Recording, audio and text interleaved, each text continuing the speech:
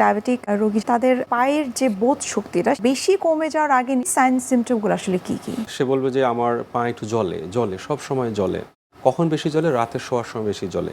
Fan ছাড়লে তার পা জ্বলতে থাকে, একটু শাড়ির বা লুঙ্গির লাগলে জ্বলতে থাকে, এবং সবসময় সে একটা বার্নিং সেন্সেশন বলে।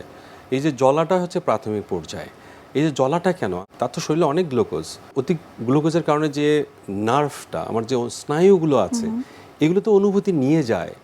ওই স্নায়ুগুলো রক্তের অভাবে মারা যেতে থাকে, কারণ যে রক্তনালীগুলো স্নায়ুগুলোকে সাপ্লাই দেয়, ওরাই ব্লক হয়ে নষ্ট হয়ে যায়। তখন নার্ভগুলোতে রক্ত পায় না। এখন নার্ভ যে রক্ত পাচ্ছে না, সে তো আর বলতে পারছে না, সে তখন কান্না করে। তার কান্নাটাই হচ্ছে জ্বালা পোড়া। আমরা এটাকে বলি ক্রাইং অফ ডাইং নার্ভ।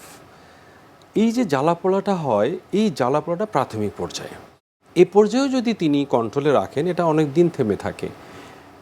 এই পর্যায়ে যদি তিনি কন্ট্রোলে না রাখেন, জ্বালা পোড়াটা বাড়তে থাকে। একটা পর্যায়ে বলে কি, আমার পায়ের অনুভূতি কম, আমি হাঁটতে গেলে স্যান্ডেল খুলে পড়ে, আমি যে কখন স্যান্ডেল খুলে পড়ছে আমি টেরই পাই নেই, আমার জুতাটা যে পড়ে গেছে আমি টেরই পাই নেই।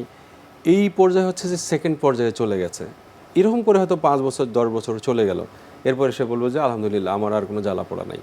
আসলে তার পায়ে কোনো বোধই নেই।